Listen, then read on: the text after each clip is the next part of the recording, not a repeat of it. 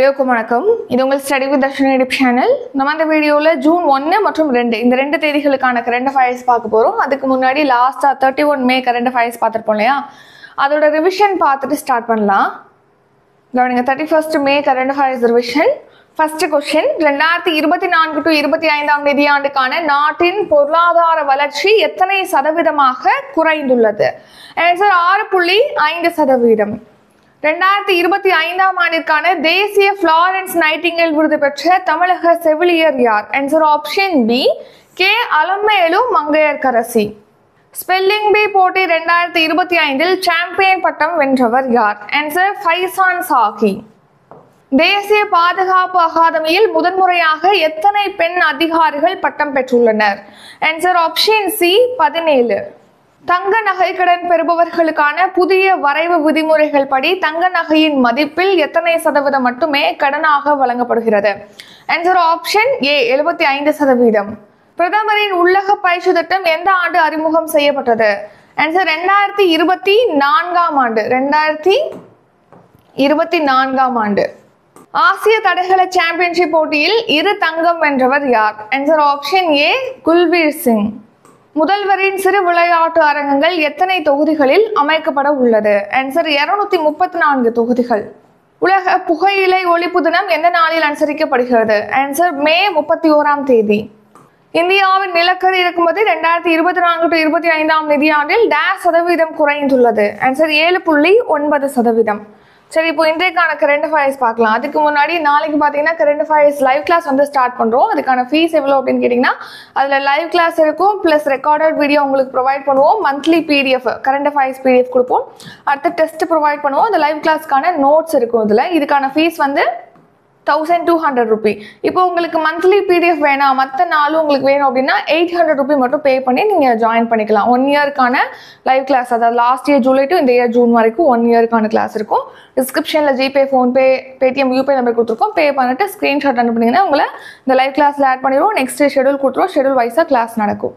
சரி, இப்போ இன்றைக்கான கரண்ட் அஃபேர்ஸ் பார்க்கலாம். ஃபர்ஸ்ட் கொஸ்டின், 72வது உலக அழகி பட்டத்தை வென்றவர் யார்? Answer option B, Opal Suchata. So இப்போ தாய்லாந்து நாட்டை சேர்ந்த ஒபெல் சுசாதா தான் இப்போ தெலுங்கானா மாநிலத்தில் நடைபெற்ற 72வது உலக அழகி பட்டத்தை வின் பண்ணியிருக்காங்க. அதாவது இந்த வருஷம் உலக அழகி போட்டி எங்கே நடந்துச்சுன்னா நம்ம இந்தியாவில் தான். இந்தியாவில் வந்து தெலுங்கானாவில் ஹைதராபாத்தில் நடந்துச்சு. இந்த உலக அழகி போட்டி அப்படிங்கிறது இந்தியாவில் நடத்தப்படுறது இது 3rd டைம். ஏற்கனவே டெல்லியிலையும் மும்பைலையும் இந்த உலக அழகி போட்டியானது நடத்தப்பட்டிருக்கு. இந்த வருஷம் 2025ஆம் ஆண்டு 72வது உலக அழகி போட்டியானது தெலுங்கானாவின் ஹைதராபாத்தில் நடந்துச்சு. அந்த போட்டியில தாய்லாந்து நாட்டை சேர்ந்த ஒபெல் சுசாதா சவுன்ஸ்ரீ என்பவங்க வந்து உலக அழகி பட்டத்தை வின் பண்ணியிருக்காங்க.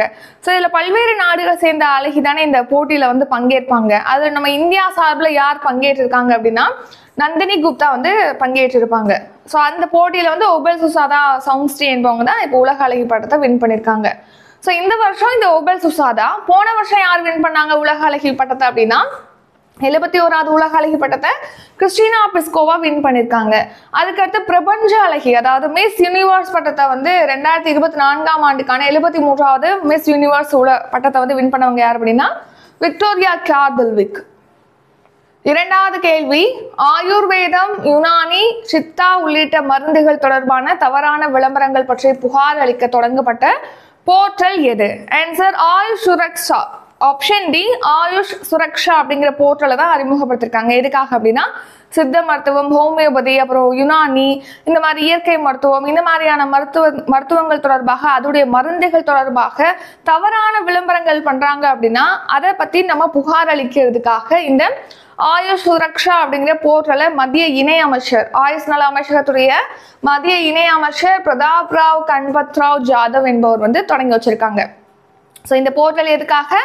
ஆயுஷ் மருத்துவம், அப்புறம் யுனானி, இயற்கை மருத்துவம், ஹோமியோபதி, இந்த மாதிரியான மருத்துவம் தொடர்பான மருந்துகள் தவறான விளம்பரங்கள் செய்கிறாங்க. இன்னொன்று, அந்த மருந்துகள் வந்து பின் உபாதைகளை ஏற்படுத்துது, பின் விளைவுகளை ஏற்படுத்துது அப்படிங்கிறது பட்சத்தில் அது தொடர்பான புகார்களை வழங்குறது, அந்த மருந்துகளை கண்காணிக்கிறதுக்காக தான் இந்த ஆயுஷ் சுரக்ஷா அப்படிங்கிற ஒரு போர்ட்டல் தொடங்கி வச்சிருக்காங்க.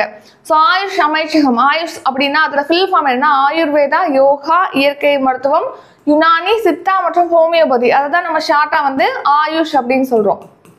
சரி, இந்த மருந்துகள் தொடர்பான தகவல்கள் அளிப்பதற்காக தான் இந்த ஆயுஷ் சுரக்ஷா அப்படிங்கிற போர்ட்டலை இப்போ ஓப்பன் பண்ணியிருக்காங்க.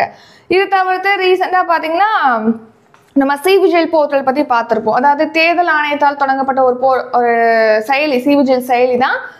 எதுக்காகனா இப்போ ஓட் பண்றாங்கன்னா அதுக்கு பணம் கொடுக்குறாங்க, இல்லைன்னா ஓட் பண்ண சொல்லி ஒரு நபரை கட்டாயப்படுத்துறாங்க, இந்த கட்சிக்கு ஓட் பண்ணணும்னு சொல்லி கட்டாயப்படுத்துறாங்கன்னா அது தொடர்பாக புகார் அளிக்கிறதுக்காக சிவிஜில் போர்ட்டல். அதுக்கடுத்து கோவின், இது என்னன்னா இப்போ கோவிட் வேக்சின் இருக்கு இல்லையா, அந்த வேக்சினுடைய தவணை தொடர்பான விவரங்களை பெறுவதற்காக கோவின் அப்படிங்கிற போர்ட்டல். அடுத்து ஜூவின் அப்படிங்கிறது பார்த்தீங்கன்னா பாம்பு கடித்தல், அப்புறம் நாய் கடித்தல், இது போன்ற பிரச்சனைகளுக்காக தடுப்பூசி செலுத்துறாங்களே, பாம்பு கடி நாய் கடிக்கு தடுப்பூசி செலுத்துறாங்க இல்லையா, அந்த தடுப்பூசியுடைய இருப்பை உறுதிப்படுத்துறதுக்காக ஜூவின் போர்ட்டல். அடுத்து யூவின் போர்ட்டல் எதுக்காக தொடங்கப்பட்டிருக்கு? இதுக்கான ஆன்சரை கமெண்ட் பண்ணிடுங்க, இது உங்களுக்கான கொஸ்டின்.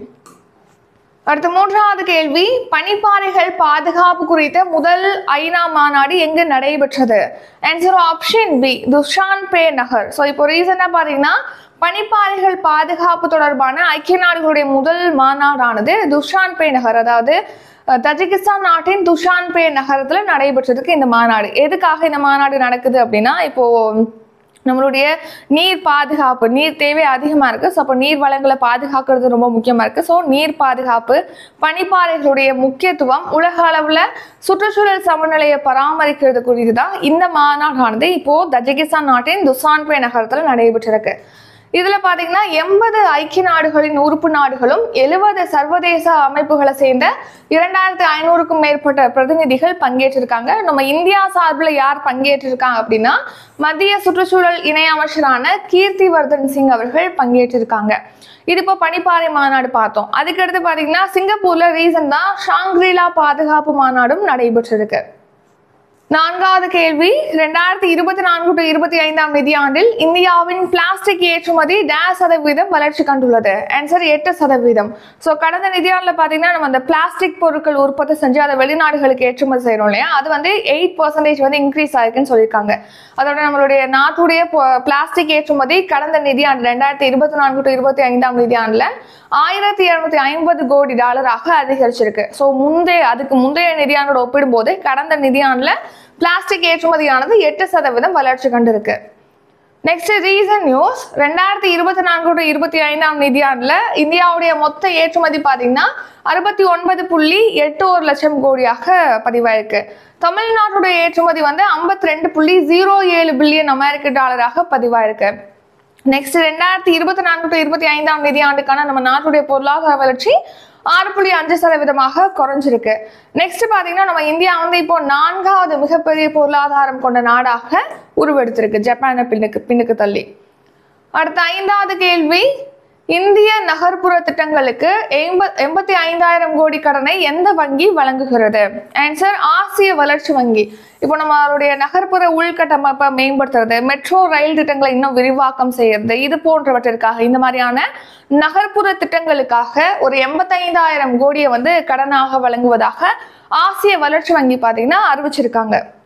கவனிங்க, ஆசிய வளர்ச்சி வங்கி வந்து இப்போ இந்தியாவுக்கு கடன் கொடுக்க போறாங்க. எதுக்காக அப்படின்னா நகர்ப்புற திட்டங்களுக்காக. அதாவது நம்ம நாட்டுடைய நகர்ப்புற உள்கட்டமைப்பை மேம்படுத்துறது, மெட்ரோ ரயில்லாம் இயக்குறோம் இல்லையா, அந்த மெட்ரோ ரயில் திட்டங்கள் இன்னும் விரிவாக்கம் செய்யறது, புதுசா வந்து விரைவு போக்குவரத்து வழித்தடங்களை உருவாக்குறது, இந்த மாதிரியான திட்டங்களுக்காக ஒரு 85,000 கோடி மதிப்பிலான கடனை வந்து வழங்குறதுக்கு ஆசிய வளர்ச்சி வங்கியுடைய தலைவரான மசாடோ காண்டோ வந்து இப்போ ஒப்புதல் அளிச்சு அதை அறிவிச்சிருக்காரு. ஆசிய வளர்ச்சி வங்கி இந்தியாவுக்கு இந்த 85,000 கோடி ரூபாயை அடுத்த 5 ஆண்டுகள்ல கடனாக வழங்குவதாக அறிவிச்சிருக்காங்க.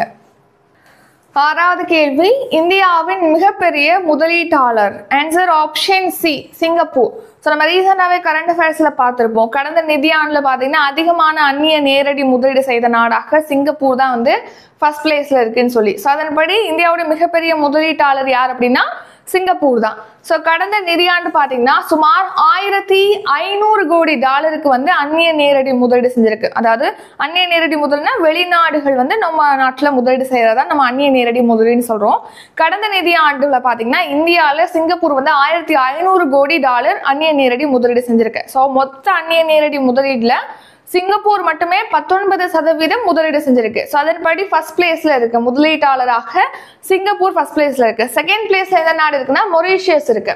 ஸோ கவனிங்க, இப்போ சிங்கப்பூர் வந்து கிட்டத்தட்ட $1500 கோடி பார்த்தோம்னா $1494 கோடி அளவுக்கு அந்நிய நேரடி முதலீடு செஞ்சு மொத்த அந்நிய நேரடி முதல்ல 19% பங்களிப்பு அளித்து ஃபர்ஸ்ட் பிளேஸ்ல மிகப்பெரிய முதலீட்டாளராக ஃபர்ஸ்ட் பிளேஸ்ல இருக்கு. செகண்ட் பிளேஸ்ல மொரீஷியஸ், தேர்ட் பிளேஸ் வந்து America, fourth place Netherlands, fifth பிளேஸ்ல ஐக்கிய அரபு அமீரகம் இருக்கு. ஸோ இந்த சிங்கப்பூர் தான் கடந்த 7 ஆண்டுகளாகவே பார்த்தீங்கன்னா அந்நிய நேரடி முதலீட்டுல நம்ம இந்தியாவுடைய மிகப்பெரிய முதலீட்டாளராக ஃபர்ஸ்ட் பிளேஸ்ல இருக்கு. ஸோ கடந்த நிதியாண்டுல வெளிநாட்டு நிதி நமக்கு எவ்வளவு கிடைச்சிருக்கு, அந்நிய நேரடி முதலீடு எவ்வளவு கிடைச்சிருக்கு அப்படின்னு பார்த்தோம்னா, கடந்த நிதியாண்டுல வெளிநாட்டு நிதி பார்த்தீங்கன்னா 13% அதிகரிச்சு $5000 கோடி வெளிநாட்டு நிதியானது கிடைச்சிருக்கு. அதே டைம்ல மொத்த அந்நிய நேரடி முதலீடு பார்த்தீங்கன்னா கடந்த நிதியாண்டுல 14% அதிகரிச்சு $8104 கோடி அளவுக்கு நமக்கு அந்நிய நேரடி முதலீடானது கிடைச்சிருக்கு. ஸோ லாஸ்ட் 3 இயர்ஸ்ல ஒப்பிடும்போது இது அதிகபட்சம் அப்படின்னு தெரிவிச்சிருக்காங்க. அடுத்து 7வது கேள்வி, வயது அடிப்படையில் எத்தனை வகையிலான திரைப்பட தணிக்கை சான்றிதழ்கள் அறிமுகம் செய்யப்பட்டுள்ளது? ஆன்சர் 3. ஸோ இப்போ பார்த்தீங்கன்னா ஒரு திரைப்படம் நம்ம பார்க்க போறோம் அப்படின்னா அந்த திரைப்படம் ஸ்டார்ட் ஆகும்போதே பார்த்தீங்கன்னா ஒரு சர்டிஃபிகேட் காமிப்பாங்க. அதுக்கு ஏ சர்டிஃபிகேட்டா, யூ சர்டிஃபிகேட்டா, யூஏ சர்டிஃபிகேட்டா, அந்த மாதிரி நம்ம பார்க்குறோம் இல்லையா? அந்த திரைப்படத்துக்கு சர்டிஃபிகேட் கொடுக்குற வழக்கம் இருக்கு. ஏன்னா இந்த திரைப்படத்தை அனைவரும் பார்க்கலாமா, இல்லை வந்து வயது வந்தவங்க தான் பார்க்கலாமா, 18+, அதாவது 18 வயதுக்கு மேற்பட்டவங்க தான் பார்க்கலாமா, இல்லை பெற்றோரோடு சேர்ந்து தான் பெற்றோருடைய அனுமதியோட குழந்தைகள் பார்க்கக்கூடிய படமா அப்படின்னு சொல்லிட்டு இதுக்கு முன்னாடி சர்டிஃபிகேட் கொடுத்துட்டு இருக்காங்க. யூஏ அப்படின்னு சொல்லிட்டு சர்டிஃபிகேட் கொடுத்துட்டு இருக்காங்க. ஸோ இப்போ என்னன்னா அந்த சர்டிஃபிகேட்லேயே பார்த்தீங்கன்னா இன்னும் உட்பிரிவுகள் மாதிரி இந்த ஒரு குறிப்பிட்ட வயது உடையவங்க மேலதான் பார்க்கலாம், குறிப்பிட்ட வயது உடையவங்க ஒரு சில படங்களை பார்க்கக்கூடாது. ஏன்னா அந்த படத்துல உள்ள சண்டை காட்சிகள், வன்முறை காட்சிகள், ஒரு சில காட்சிகளை அதாவது அதை வச்சு அதை பேஸ் பண்ணி தான் இதை எத்தனை வயதுக்குட்பட்டவங்க தான் பார்க்கலாம் அப்படின்னு சொல்லிட்டு தணிக்கை செய்யறாங்க. ஸோ அதன்படி இப்போ ஒரு 3 வகையாக சர்டிஃபிகேட்டை வந்து அறிமுகப்படுத்திருக்காங்க. இப்போ 7 வயதுக்கு மேற்பட்டவங்க பார்க்கணும் அப்படின்னா 7 வயதுக்கு மேற்பட்டவங்க தான் அந்த திரைப்படத்தை பார்க்கணும் அப்படின்னு சொல்லி UA7+ அப்படிங்கிற சர்டிஃபிகேட் கொடுப்பதாக அறிமுகப்படுத்திருக்காங்க. 13 வயதுக்கு மேற்பட்டவங்க பார்ப்பதற்காக UA13+ சர்டிஃபிகேட் கொடுப்பாங்க.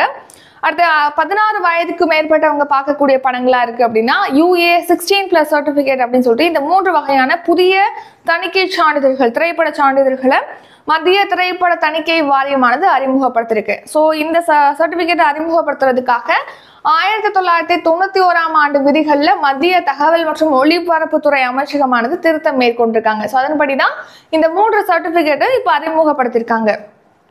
ஸோ பார்த்தீங்கன்னா ஒளிப்பதிவு சட்டம் 1952, ஒளிப்பதிவு சட்டம் 1952 கீழ் தான் திரைப்படங்களுக்கு பார்த்தீங்கன்னா தணிக்கை சான்றிதழ்கள் வழங்குவதற்கான விதிகளானது வகுக்கப்பட்டிருக்கு. ஸோ அதன்படி தான் அனைத்து தரப்பினரும் பார்க்கக்கூடிய படமா இருக்கு அப்படின்னா அந்த படத்துக்கு யூ சான்றிதழ், யூ சர்டிஃபிகேட் வந்து கொடுக்குறாங்க, எல்லாருமே பார்க்கலாங்கிறதுக்கு.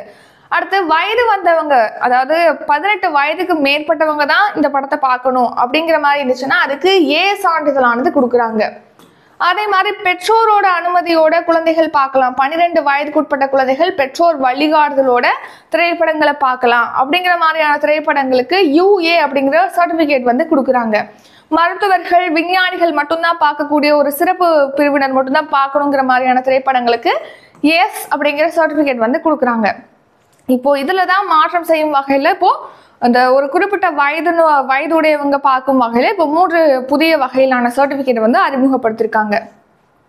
8வது கேள்வி, சரக்கு சேவை வரி எந்த ஆண்டு அமல்படுத்தப்பட்டது? ஆன்சர் 2017ஆம் ஆண்டு. 2017 ஜூலை 1 தேதி தான் GST, சரக்கு சேவை வரி, குட்ஸ் அண்ட் சர்வீசஸ் டாக்ஸ் வந்து இன்ட்ரோடியூஸ் பண்றாங்க, அறிமுகப்படுத்துறாங்க. எதுக்காகனா இதுக்கு முன்னாடி பாத்தீங்கன்னா ஒரு குறிப்பிட்ட பொருளை வந்து உற்பத்தி செய்யறதுக்கான வரியை மத்திய அரசு விதிக்கிறாங்க, உற்பத்தி வரி. அந்த பொருளை விற்பனை செய்யறோம் இல்லையா, ஒவ்வொரு ஸ்டேட் ஒவ்வொரு யூனியன் பிரதேசத்துல நம்ம விற்பனை செய்யறோம். ஸோ இப்போ ஸ்டேட்ல விற்பனை செய்யும் போது பாத்தீங்கன்னா மாநிலங்கள் அதுக்கான விற்பனை வரியை வந்து விதிக்குது. இப்போ ஒரு மாநிலத்துல இருந்து இன்னொரு மாநிலத்துல கொண்டு போய் விற்கும் போது அவங்க ஒரு கூடுதல் வரி விதிக்கிறாங்க. இந்த மாதிரி நிறைய வரிகளானது விதிக்கப்பட்டது. ஸோ அந்த வரியெல்லாம் ஒன்னா செய்துதான் ஒரே வரியாக இந்த GST அப்படிங்கிற, ஒரே நாடு ஒரே வரி அப்படிங்கிற ஒரு பார்வையின் கீழ் பார்த்தீங்கன்னா இந்த ஜிஎஸ்டி அப்படிங்கிறது அறிமுகப்படுத்தப்பட்டது 2017ஆம் ஆண்டு ஜூலை 1 தேதி. அதன்படி பார்த்தீங்கன்னா பொருட்களுக்கு வந்து 5%, 12%, 18%, 28% ஆகிய வரி அடுக்குகளின் கீழ் வரியானது விதிக்கப்பட்டு வருகிறது. ஸோ இப்படி விதிக்கும் போது ஒவ்வொரு மாசமும் நமக்கு ஜிஎஸ்டி வசூல் இவ்வளோ வசூலாயிருக்கு அப்படின்னு சொல்லிட்டு மத்திய அரசு தெரிவிப்பாங்க. அதன்படி இப்போ கடந்த மே மாதம் பார்த்தீங்கன்னா 2.01 லட்சம் கோடி மாதாந்திர ஜிஎஸ்டி ஆனது வசூலிக்கப்பட்டிருக்குன்னு சொல்லியிருக்காங்க. ஸோ இது வந்து இதுவரைக்கும் நம்ம வசூலிச்சதுல 3வது அதிகபட்ச மாதாந்திர ஜிஎஸ்டி அப்படின்னு தெரிவிச்சிருக்காங்க. அப்போ முதல் மாதாந்திர அதிகபட்ச ஜிஎஸ்டி எது அப்படின்னா கடந்த ஏப்ரல்ல வசூலான 2.37 லட்சம் கோடி தான் இதுவரைக்கும் நம்ம வசூலான ஜிஎஸ்டிலே அதிகபட்சம். அதுக்கடுத்து மே மாசம் வசூலானது வந்து 3வது அதிகபட்சம் அப்படின்னு சொல்லி தெரிவிச்சிருக்காங்க. அடுத்து 9வது கேள்வி, ஆசிய தடகள சாம்பியன்ஷிப் போட்டியில் இந்தியா எத்தனை பதக்கங்களை வென்றுள்ளது? ஆன்சர் ஆப்ஷன் சி 24 பதக்கங்கள். இப்போ சவுத் கொரியால தென் கொரியால பாத்தீங்கன்னா இப்போ வந்து ஆசிய தடகள சாம்பியன்ஷிப் போட்டியானது குமி நகரத்துல நடைபெற்று வந்தது. இந்த போட்டி இப்போ நிறைவடைஞ்சிருக்கு. இந்த போட்டியில பாத்தீங்கன்னா இந்தியா மொத்தமா 24 பதக்கங்கள், தங்க பதக்கம் ஒரு 8 பதக்கம் வின் பண்ணிருக்கு, 10 வெள்ளி பதக்கம், 6 வெண்கல பதக்கம் சொல்லிட்டு மொத்தமா 24 பதக்கங்களை வின் பண்ணி பதக்கப்பட்டியல்ல இந்தியா வந்து செகண்ட் பிளேஸ்ல இருக்கு. ஃபர்ஸ்ட் பிளேஸ்ல யார் இருக்காங்கன்னா சீனா இருக்கு.